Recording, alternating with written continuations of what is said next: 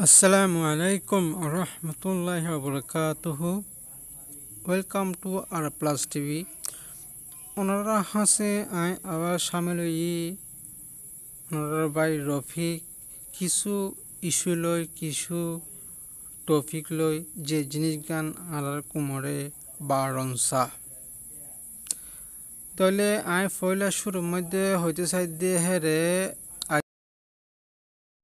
আজ ঈদে 1 তারিখ 3 মাস 2020 মালয়েশিয়ার মধ্যে নয়া কেস ফাইদে আজ্জা 123 জন বেগিনে 1306 জন মানুষ মারা গিয়ে 10 জন আজ্জা দুদিন আগে ভিডিও আপলোড করছিলাম ভিডিও হিবার মধ্যে আসিল দে 1030 জন মানুষ মারা গিয়ে 2 জন তাহলে হালত বোঝা যাচ্ছে এবার মালয়েশিয়ার মধ্যে দিনকা দিন করোনা ভাইরাস এবার বাড়ে তাহলে আর রোহিঙ্গা কম বাইনক যেদিকে নাচ ইনারও হওয়া যাতে আই অনে আরও বেশি মানুষে বাফে দিয়ে এবার আর তো নপারাইব আর তো নইব হিন্দিলা শিশুকল দামাগম মধ্যে বাড়ি হাত দিয়ে বেশি মানুষ আছে তাহলে ইয়ানরে সিরিয়াসলি ল যে অনেক ক্ষেত্র ওই পারে এই জিনিস গান করোনা ভাইরাস ইবা অনর 10,000 গড়ের মন্তু আয় বাজার 10,000 গড়ের মন্তু আয় বাজার দেহেরে অন হই না পার গড়ের মন্তু এসে দিয়ান তাহলে ইয়ানরে বেশি হুঁশিয়ার সাথে ল ফুরিব ইয়ানরে বেশি হুঁশিয়ারগুড়ি চলা ফুরিব ইয়ানরে মিকা কেঙ্গুরি চলা ফরত দিয়ানরে আর তো বেশি বেশি বাবা ফুরিব হার উগার রোহিঙ্গা বাহিনীর হজাতে আজকা মালয়েশিয়ার মধ্যে এলাননামা নামাইয়ে এলাননামাইয়ানার মধ্যে গভর্নমেন্টের তরফত হদে সিরি ফেতালিং মরকজের মধ্যে যারা জামাতত গিয়ে ইতারারে টেস্ট গরিবিল্লা হর কেলা জিবা পয়লা শুরুত করোনা ভাইরাস ইবা আসছে দে সিরি ফেতালি মরকজত্তু তাহলে ইয়ার ভিতরে যারা জামাতত গিয়ে ইয়ার ভিতরে যারা জামাতত আসছে সিরিপতালি মরকজত ওই তারা হওয়া যাত দে ওনারা চেক আপ করো ট্রিটমেন্ট করো সই ওনারা তো করোনা ভাইরাস ইবা ফারাই এনে হিনিলা কান এলার নামা দিয়ে তাহলে হাজগুড়ি মহলা হতা আরা হাজগুড়ি সুন্দরগুড়ি ক্লিয়ারলি বুঝি না পারি সেপা আরও ডর বাইন্দে বুঝি পারে ওনারা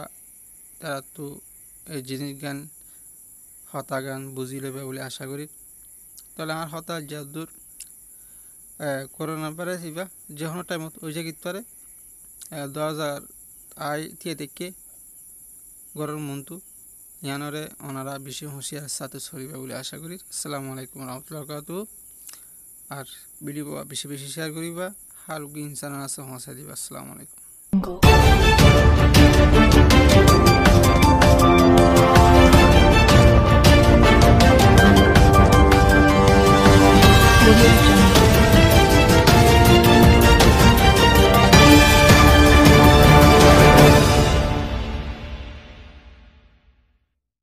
Sebab itu saya menyeru tadi bahawa please datang secara sukarela.